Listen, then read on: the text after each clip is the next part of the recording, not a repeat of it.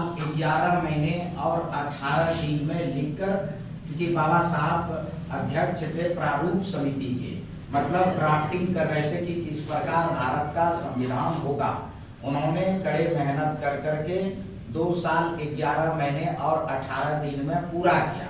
और आज के ही दिन यानी 26 नवंबर सन 1949 ईस्वी को, इसके पीछे क्या कारण था कि वह जो संविधान सभा था उसमें जो है सबसे वरिष्ठ जो इसका सदस्य थे उसका नाम था doctor Hari Singh, doctor sir Hari Singh. उनका जो है आज डेट ऑफ बर्थ था, तो इसलिए प्रारूप समिति ने यह निर्णय लिया कि सबसे वरिष्ठतम जो हमारा सदस्य है उनके डेट ऑफ बर्थ के दिन ही इसको क्या किया, प्रारूप समिति ने संविधान सभा को सौंपा और फिर जो है 26 जनवरी 1950 को इसको लागू किया गया है। यही हम लोगों का भारतीय संविधान। तो यह पहले जो है 26 नवंबर को राष्ट्रीय कानून दिवस के रूप में मनाया जाता था, लेकिन बाबा साहब भीमराव अंबेडकर ने जो है लिखा है संविधान को, इसलिए उनके 125वें वर्षगांठ के उपलक्ष्य में 2015 से आज के दिन को भारतीय संविधान दिवस के रूप में हम लोग मनाते हैं। जय भीम, जय संविधान, जय डीआई। आज संविधान दिवस है, डीआईए में संविधान की स्थापना का दोहराया गया है, क्या कुछ कहेंगे?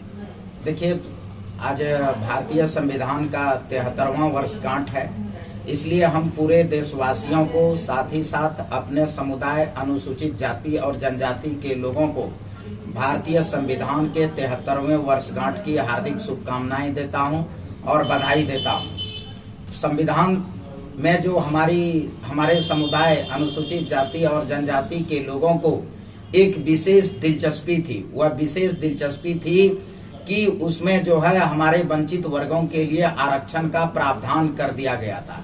लेकिन वर्तमान समय में राजनीतिक दलों ने और कुछ राजनीतिज्ञों ने अनुसूचित जाति और अनुसूचित जनजाति के लोगों का जो है उसमें दिलचस्पी और आकर्षण खत्म कर दिया गया है, क्योंकि उसमें समता और समान अवसर की बात कही गई थी, लेकिन उसमें 15 के क और 15 के गांव में जो है हमारे अनुसूचित जाति और जनजातियों के लिए विशेष प्रावधान किया गया था। लेकिन कुछ दुष्टों ने जो नहीं चाहते हैं कि अनुसूचित जाति और जनजाति के सर्वांगीण विकास हो, उनका जो है आरक्षण का आधार जो है सामाजिक पिछड़ापन नहीं कर करके उनको आर्थिक पिछड़ा का मापदंड बनाकर आरक्षण के साथ छेड़छाड़ कर दिया। और आरक्षण के साथ छेड़छाड़ कर देने से अब विशेष करके भारतीय संविधान में अनुसूचित जाति और जनजाति के लोगों के लिए कुछ रह नहीं गया है, क्योंकि अगर आप देखें तो अनुसूचित जातियों के लिए मात्र जो है 15% आरक्षण दिया गया है, उससे ज्यादा जो है ओबीसी को आरक्षण प्रदान कर दी गई। और जहां एसटी का जो है 7.5% आरक्षण का प्रावधान किया गया था, वहीं जो है इकोनॉमिक वीकर सेक्शन के लिए जो है सवर्णों के लिए 10% आरक्षण कर दी गई। तो जो विशेष आकर्षण था इस 73 सालों में अनुसूचित जाति और अनुसूचित जनजातियों के लिए, वह आकर्षण खत्म हो गया है। बाकी अगर 15 क और 15 ग को छोड़ दिया जाए, बाकी सारी चीजें तो भारत के समस्त नागरिकों के लिए समान है, उसमें कोई विशेष चीजें नहीं था।